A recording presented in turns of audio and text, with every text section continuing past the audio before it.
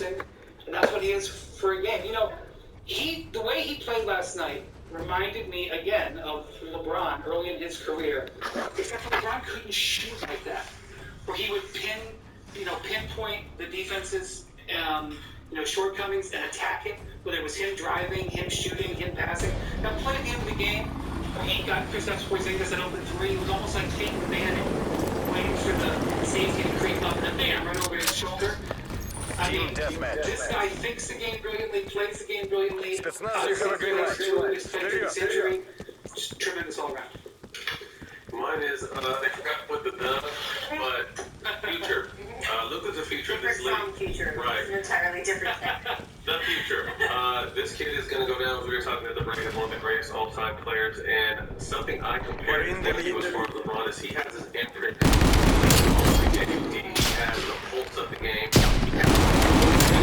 There's no holes in his offensive game. He's probably the most unguardable player, in a short list of guys that can't be stopped. I think the Clippers have to throw their pride out the window and start running doubles at this guy, trapping this guy, doing whatever they can because one-on-one is not working with him. Well, so that's a question I would have for you from an X's and O's standpoint. He either scored or assisted on all but 6 baskets. 31 out of 37, right? Right? Yeah. When we have other guys like that in games, we've seen the Bucks and Steph, basically, right? The 4 guys on Steph Curry. We've seen how Damian Lillard has 3 guys on him every time he crosses the median line. What would be if you were on this year's Clippers team and defending against the goal that you want to be? You have to run people out of him. You have to blitz his pick and roll. I think they switched too easily. The Sunday. When I first came, we're fighting over picks, chasing them over, running them into the big, make sure the big is up on the pick. If we're not blitzing, if we're not showing, we're just giving them different looks. They haven't really they give them different defenders, but they haven't given them different looks. All you know has to do is when Kawhi or PD's on the ball. Those guys have to fight over picks, trap them, run doubles at him, maybe even deny him the ball. He's unstoppable right there. Carlisle threw a real curveball. He started that massive lineup. Right? They played zone, and the Clippers weren't ready for it. And then Luka, despite having all that size out there, goes for 19 points in the first quarter and gets it going. And you may not know how the Mavs are going to start tomorrow night's game. That's a factor. I will say that's been one of the fun things about this series, though, because I loved Ty's adjustment a couple games earlier with the Clippers spot, right? And the Mavericks really couldn't handle that change, and then they came back to Dallas, and you've got this really great X and O coaches, so I think we'll see a little bit more tonight. Thanks for watching ESPN on YouTube for live streaming sports and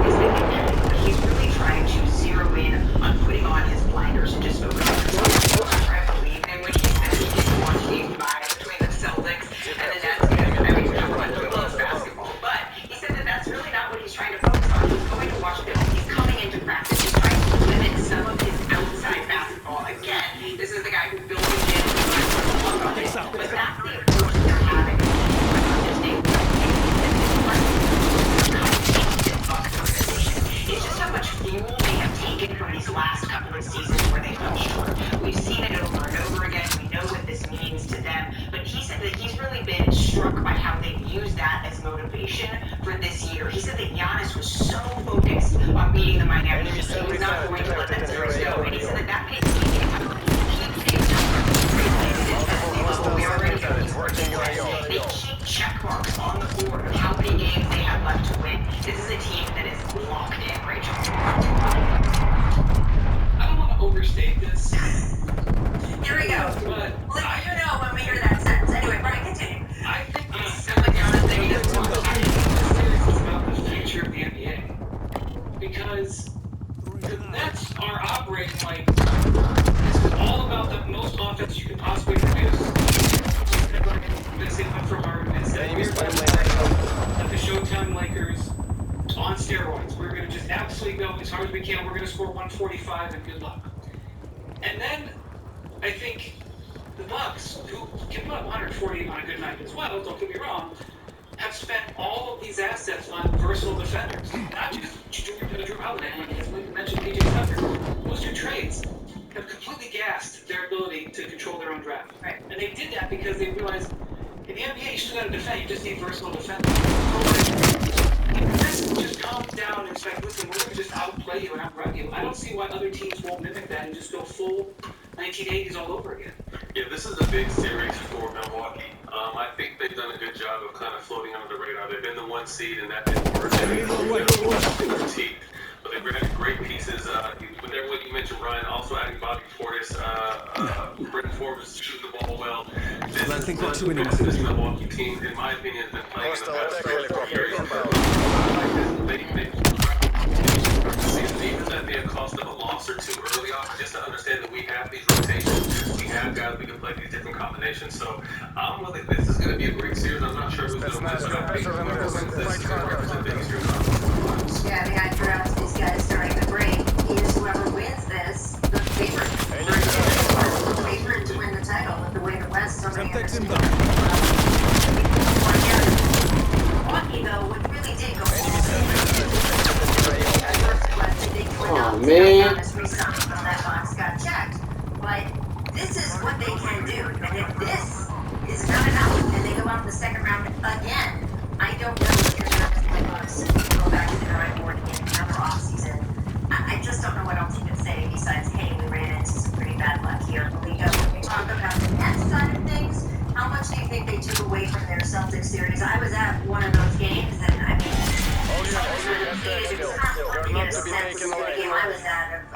this isn't how it was supposed to go down.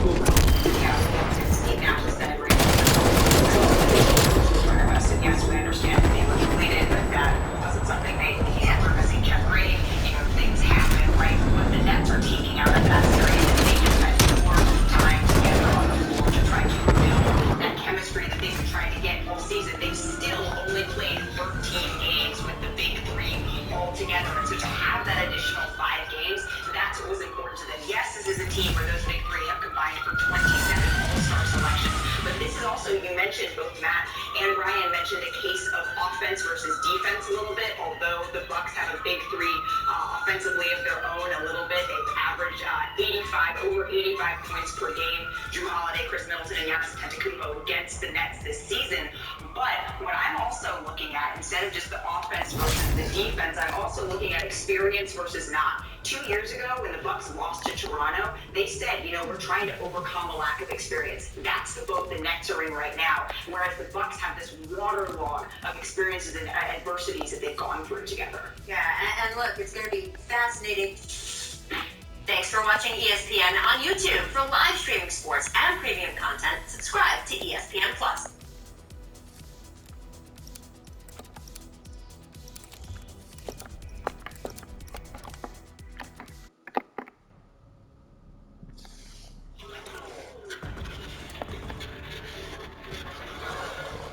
What a week in playoffs. Are you kidding me? Let's jump right into the NBA news. Breaking news as of today. Danny Ainge is retiring. He's been with the organization, the Boston Celtics, since 2003. And Brad Stevens, as the head coach, is now transitioning into president of Dying Like You has risen from the tests of radio silence and multiple delays, and we have lots of new info on the game. Here's all the good stuff we know right now. We're breaking it down into 10 categories, so let's get started off with number 10. First we're going to talk about the story. Dying Light 2 takes a big jump and takes place 20 years after the events of Dying Light 1, but 15 years after the apocalypse, according to the developers. The events in Haran had a ripple effect throughout the world, and the Haran virus, the main issue of the first game, has ravaged the entire world and set humanity back as people fight for survival and resources while living amongst the undead. So this is not your typical, survivors running from their lives after an outbreak, burning cars, setting that kind of thing. No, humanity has almost gotten used to living this terrible way, building up and barricading up communities and learning a new way of life. This time around, you're playing as Aiden Caldwell. He's a nomadic, wandering type outcast person known as a pilgrim, who is apparently, in the trailers, infected and searching for a cure. This, coupled with a mystery surrounding finding answers about his identity, lead him to this location seemingly in Europe, known only as the City. Now, the events of Dying Light and the DLC following apparently have a big effect on this second game. Traces of the GRE, the Global Relief Effort Organization, can be found in the world of Dying Light 2 and play an important role. You will not see any returning characters from the first game, they have confirmed that, but you will come across some references. Still pretty simple story-wise from what we know, but we're really excited to see where it goes because as we get into this video, you'll see where the story stuff can get pretty complex. But over at number 9, let's talk combat. So far, it looks similar to the original Dying Light, but with a bit more oomph to it, and more gore and dismemberment. I mean, combat was already really solid in the original Dying Light, with a solid progression system and skill tree attached, with you choosing between different trees which to prioritize, and once again, that is the gist of it here, but a bit more tweaked towards pushing specific playstyles, at least according to what Techland has said. You can focus on mobility and parkour, meaning in combat it looks like you could do more agile moves, say more drop kicks, jump kicks, downward smashes, slick stuff like that, or more of a focus on just the hardcore melee combat. Think big heavy hits, hand-to-hand finishers, or more of an emphasis on the craftier side, using objects and crafted items to your advantage as the priority. I can expect most players to dump points into a little bit of everything, because honestly, if it's like the first game, most of the stuff on this game is very useful. A lot of tough decision making. It's probably going to be more organic than segmented. Combat-wise, worth pointing out, we've also seen the grappling hook make a return here. Generally, things just look like they have a bit more impact all around, especially with, over at number 8, the most interesting thing about Dying Light 2 is that there are virtually no guns. Well, almost no guns. This is because of the game's vibe. Story and setting-wise, the developers wanted to show a world that has kind of regressed into a new, modern version of the Dark Ages. So low-tech, brutal, and limited because of the situation.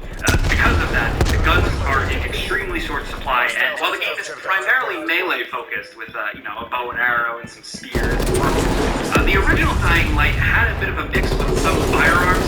The biggest shift here, though, is that you're stuck with hammers, machetes, throwables, smaller blades, modified blunt objects, archery, really anything you can get your hands on and cobble together. The one thing resembling any sort of gunpowder shebang is a craftable sort of makeshift limited-use shotgun. From what the developers have shown, it seems like it's a single-hand, left-hand operated quick shot, possibly used as a quick close-range blast kill or a stun for certain enemy types that you can bust down while still holding a machete or something in your right hand. That can substantially change the flow of things. And although I'm guessing ammo is probably going to be pretty limited on this thing, and it won't be quite like a Bloodborne type maneuver, I still think it could be pretty cool and change things up a lot. Like I said, apparently this is craftable, as well as all your main melee weapons are, just like they were in the original game. According to a developer interview with Play Magazine, thanks to Segment Next, we know there's a new NPC you interact with called the Craftmaster who can upgrade.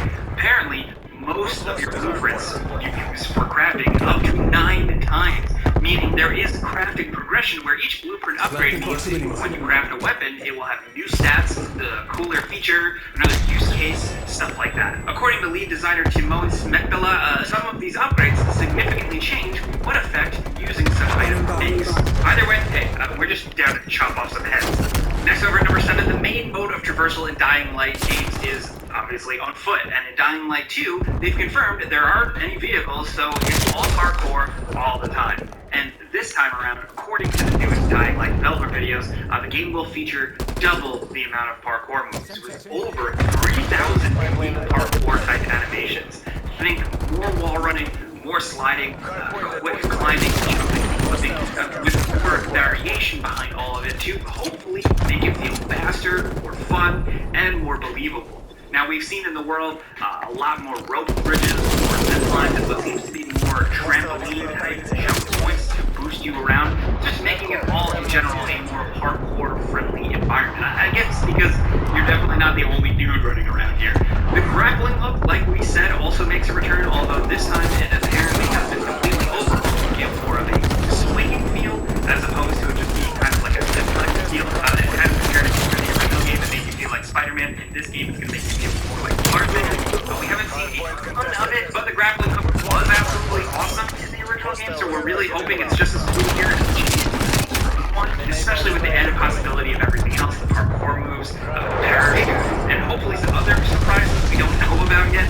All this because, of course, you're running from enemies. So next to number 6, in case you weren't aware of just the main flow here, Dying Light games are focused around dealing with humans and zombies during the day, and more intense, intelligent, hunter-type infected that can chase you down at night. Being out at night brings higher rewards, but obviously way more anxiety. Because these infected are really fast and really brutal, you need to know your routes in and around the city, and be able to navigate them not only super quickly, but also in the darkness. Will give you tools with lights at your disposal for certain instances. In Dying Light 2, you will be able to lure out the infected out of their hiding places and fight them during the day, along with NPCs. Now, while obviously the regular old slow infected wander a lot of the streets, they've apparently been infected way longer, so they're rotting away. Don't really expect to see too many nasty zombie infected type enemies on the rooftops, as a lot of civilizations have set up shop. Dying Light 2 is definitely introducing new infected enemy types, which is more agile and volatile, and a lot of big dudes, as well as a bunch of subtleties, like a zombie with branches coming out of his back. According to the developers, there's specific enemy types that you can make appear in your game world depending on your decisions, which we'll get to in a bit. So that's pretty cool. Good luck fighting that guy. Now next over at number 5, Dying Light 2 is once again co-op. It's 2 to 4 player co-op where one of the players acts as a host now. So the way it apparently works is that only the host's actions changes things, meaning the consequences of story decisions and whatever else are dictated completely by the host player, with the co-op players only being able to reap whatever benefits come from those decisions made by the host. This also means that they could miss out on stuff if playing exclusively through co-op with friends, because you'd be making different decisions. But on the other hand, this style of game with up to 3 other friends is a pretty big deal and quite a bit of fun. And according to PC Games N, a player jumping into the game will still carry over their own progression.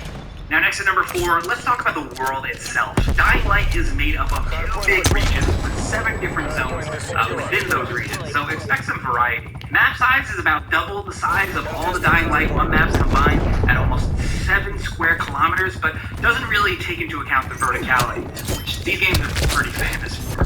You're going to be dealing with lots and lots of rooftop hideouts and little built-up civilizations throughout, like you said, so expect it to feel pretty fast. We've gotten some brief glimpses of some extremely far draw distances, and we really hope we can go anywhere. There will be a lot more open world events like airdrops from the first game, and GRE quarantines and dark places to explore, and I bet there are plenty of other secrets just depending on what time of day you're visiting. Now down to number 3, let's talk factions. Dying Light 2 is taking even more of an RPG approach this time around, especially with how you interact with people. Techland is fleshing out the world just way more. Like with most RPGs, there are some big factions out in this world, and how you interact with them will have an effect on the rest of the world. So we'll get to that in a second. First, you have the Peacekeepers. They're former soldiers who are looking to implement their idea of law and order in the city. Then you have the Renegades, who are made up of ex-prisoners, and they want to be the ones ruling. Then you have the Survivors, who seem to be more of your everyday person.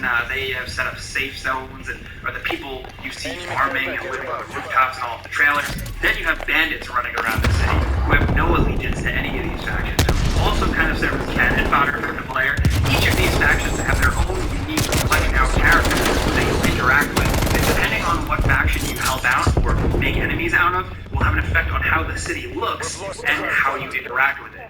Speaking of deciding who you work for, let's move on to number 2 and talk decisions. Now, just like with most RPGs, decisions play an important part of the game as a whole. And Dying Light 2 is no different, and the choices really do matter here. According to Techland game designer Mikhail Dudziak, these decisions are broken down into 3 tiers. First, you have the really big decisions that have an effect on how the main story plays out and ultimately ends. Then you'll be making decisions that impact the main and side quests that you're currently playing through, but may also impact the game world itself, changing things for you, kind of changing your routes, or just changing how people live, but may also impact the game world. And then there's the city alignment system decisions, which is actually really interesting. This impacts what sections are controlled by what faction, and depending on the faction that controls the different zones, will impact how these zones look and feel, and just generally how you interact with them. Certain factions might install more traps to deal with the infected, or they could add zip lines and trampolines to help you get around a little bit easier. So in theory, you can side with the faction solely based on how you want to play the game. Want more ways to get around the city? Sign up with factions that'll add more zip lines and rope bridges and stuff. It's also worth noting that, since we said earlier, Dying Light 2 features up to 4-player co-op. You can jump into a friend's world and just see how it differs from yours based off of the choices they make, which is pretty cool. That might help add some replay ability. But down to number 1, let's talk some housekeeping and the raw information. Dying Light 2 launches on December 7th, 2021 on PS4, PS5, Xbox One, Xbox Series S and X, and of course, PC. There's a standard $60 regular price edition, a deluxe edition that will run you more, that comes with a legendary skin pack, wallpapers, digital comics, digital art books, weapon charms, access to the first DLC pack, and a steelbook case. Then there's the $100 Ultimate Edition that comes with everything in the deluxe edition, plus a 2-hour night XP boost, more wallpapers, a digital comic, crafting items, and the second DLC pack. Finally, there's the Crazy Collection Edition for $230 if you're crazy, which includes everything in the Ultimate Edition, as well as a unique flashlight, art book, 3 postcards, a map of the city, sticker pack, a thank you letter from the creative directors, and a really cool statue. We don't know too much on PC system requirements yet. We don't know exactly how these bad boys will perform on next-gen consoles. That being said, it is in the meantime worth pointing out that the original Dying Light and all of its content has kind of been bundled up and re-released in a cheaper new package called Dying Light Platinum Edition. There's really a lot of things in this edition here, and if you can't tell from this video and a few others, we definitely recommend playing Dying Light and its expansion. We're not shilling for anything because it's sponsored, but this is a good game we recommend.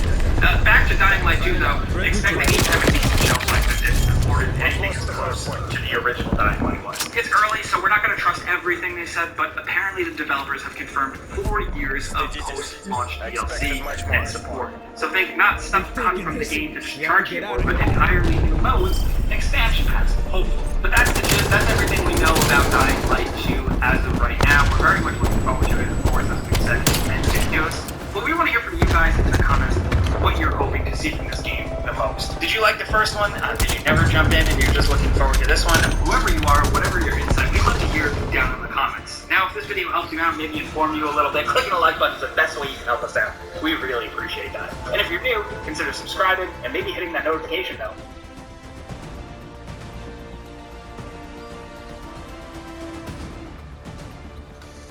With no fees or minimums on checking and savings accounts, banking with Capital One